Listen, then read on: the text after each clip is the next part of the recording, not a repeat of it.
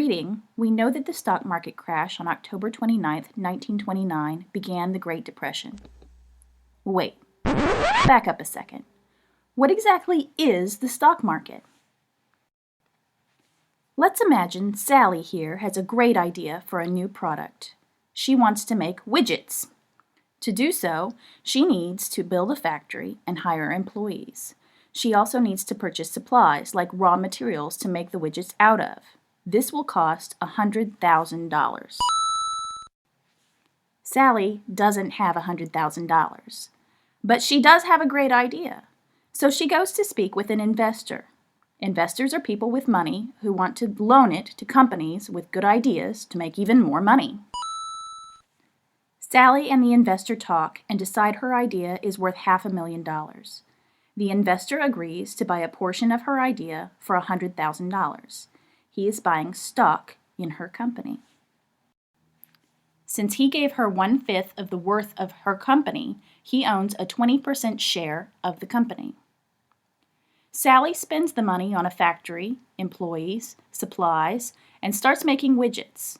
When she sells her widgets and makes money, 1/5 of the money goes to the investor.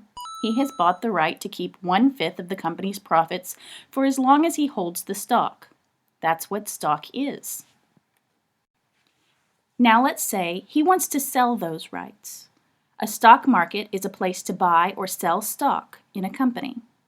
In the United States, this is an actual building called the New York Stock Exchange. It's on Wall Street in New York. Today you can buy or sell stocks online or on the phone from just about anywhere. But in the 20s, there were no computers and someone had to be at the stock exchange to buy or sell stock.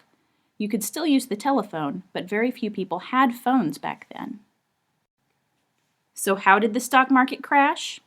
Too many people were buying on margin. Buying on margin means buying stocks without having all of the money. Let's go back to Sally and her investor. What if her investor didn't have $100,000? What if he only had $20,000, but he still thinks Sally has a great idea and wants to buy a 20% share of her company? He can still buy the stock by borrowing the rest of the money. If Sally's company keeps making money, the stock price will go up, and when the investor sells the stock, he'll be able to pay back the loan. Sounds great, right? But what happens if Sally's company doesn't make money? Imagine no one wants to buy her widgets. Suddenly, her company is not worth anything. She can't pay the mortgage on the factory, so the bank takes it away. She declares bankruptcy and can't pay her investor. Then he can't pay the broker who loaned him the money. Now imagine that this happened for hundreds of companies and thousands of investors all at once. That's what happened during October of 1929. That's how the stock market crashed.